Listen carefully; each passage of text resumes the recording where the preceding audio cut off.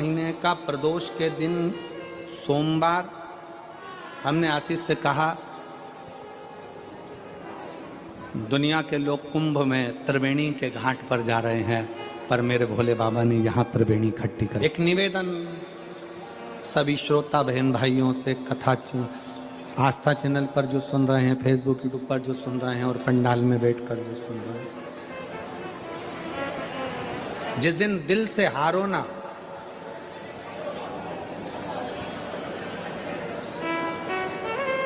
थोड़ी तकलीफों में अगर घिर जाओ, तकलीफें आ जाएं, कष्ट आ जाए, तकलीफें जिस दिन तुम्हारे भीतर बहुत ज़्यादा मात्रा में आ जाए, उस दिन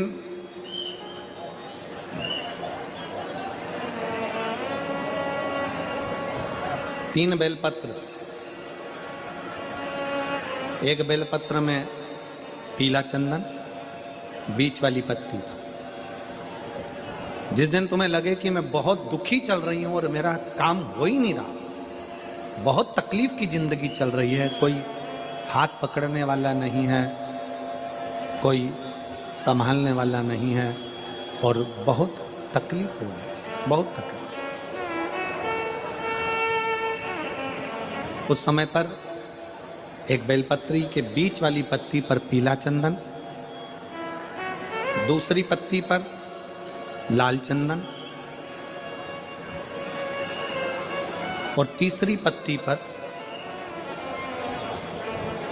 11 चावल गीले, पानी में उसको थोड़ा सा भिगो लें या धो लें, 11 चावल गीले शिव जी की उस पत्ती पर रखें। सबसे पहला पीला चंदन का बेलपत्र, दूसरे नंबर पर लाल चंदन का बेलपत्र, तीसरे नंबर पर जो 11 चावल आपने धोकर रखे हैं वो हाथ की हथेली में रखना है और हाथ की हथेली में रखकर अपनी कामना कर कर भगवान शंकर से विनय कर कर पंचाक्षर मंत्र नमः शिवाय या षडाक्षर मंत्र ओम नमः शिवाय या श्री शिवाय नमस्तुभ्यम बोलकर उस बेलपत्र पर सीधे हाथ में रखकर उल्टे हाथ का स्पर्श कर कर बाबा से अपने मन के भाव कहकर शंकर के शिवलिंग पर उसे समर्पित कर दीजिए। एक ही लोटा जल, जहां से जल बहता है अशोक सुंदरी वाली जगह, एक ही लोटा जल जहां से जल बहता है उस जल बहने वाली जगह पर 3 बार उस जल को अपनी कामना कर कर श्री शिवाय नमस्तुभ्यम या पंचाक्षर मंत्र या षडाक्षर मंत्र बोलकर 3 बार उस स्थान पर गिरा दीजिए। गिराने के बाद में बाबा से विनय कर कर अक्षत वाली जो बेलपत्र है, एक बेलपत्र और एक अक्षत उसमें से अपने लिए लेकर आ जाओ। उसको 2 महीना 3 महीना अपने घर में रखिए। जितना भी दुख है धीरे धीरे बाबा समाप्त कर कर खुशियां घर में लेकर आता ही है। दुख समाप्त होगा, खुशियां घर में आएगी जरूर। बेटा बेटियों का विवाह नहीं होता, उन बेटा बेटियों के लिए मान लो अगर कोई ग्रह ऐसे हो गए कि भाई संबंध टूट गया और संबंध टूटने के बाद तलाक हो गया, होने के बाद दूसरा विवाह ही नहीं हो रहा, संबंध टूटने के बाद मंगल विवाह दूसरा हो ही नहीं रहा, तो प्रयास करिएगा। माँ जगतजननी जगदम्बा का हाथ इस तरह से रहता है, आपने दर्शन करे होंगे पार्वती मैया के शिव मंदिर में, तो पार्वती जी का हस्त कमल शंकर जी की साक्षी में हमेशा बंधा हुआ रहता है, शिव की साक्षी में। महाराज प्रदोष काल में, प्रदोष के दिन कभी भी, किसी भी प्रदोष के दिन, वैसे तो मूल है इसमें सोम प्रदोष का वर्णन, सोमवार की जो प्रदोष पड़े उसका मूलता माना गया है, पर आप प्रयास करना कि किसी भी प्रदोष के दिन जिसका तलाक हो चुका हो, जिसका संबंध खराब हो चुका हो, संबंध हो ही नहीं रहा हो वापिस से, सोम प्रदोष के दिन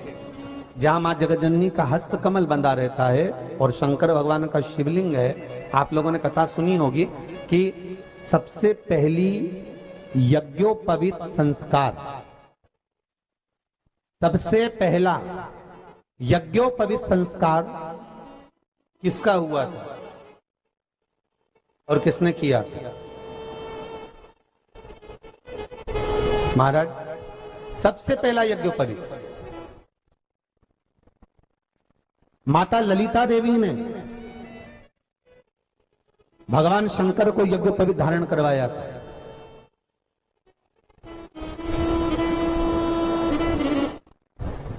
मां ललिता देवी ने सूत्र बनाकर अपने हस्त कमल से भगवान शंकर के सम्मुख में बिठाकर भोलेनाथ जी के हस्त कमल से स्वतः सूत्र बनाया था।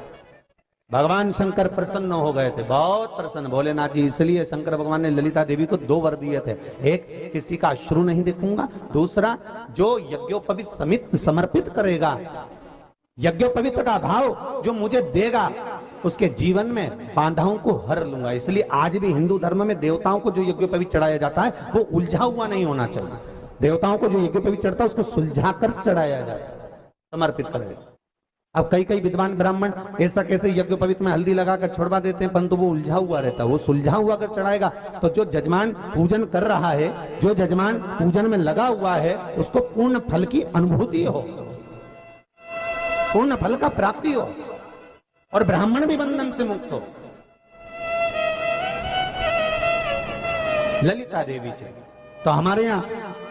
भौम सोमवार का जो प्रदोष हो, उस प्रदोष के दिन जिसका मंगल विवाह नहीं हो रहा है, सारी तकलीफें झेल रहे हो, बहुत कष्टप्रद हो, तो माँ का जो हस्त कमल है, उस हस्त कमल से लेकर शंकर भगवान के शिवलिंग तक एक कच्चे सूत की धार बनाई जाती है। महाराज 6 धार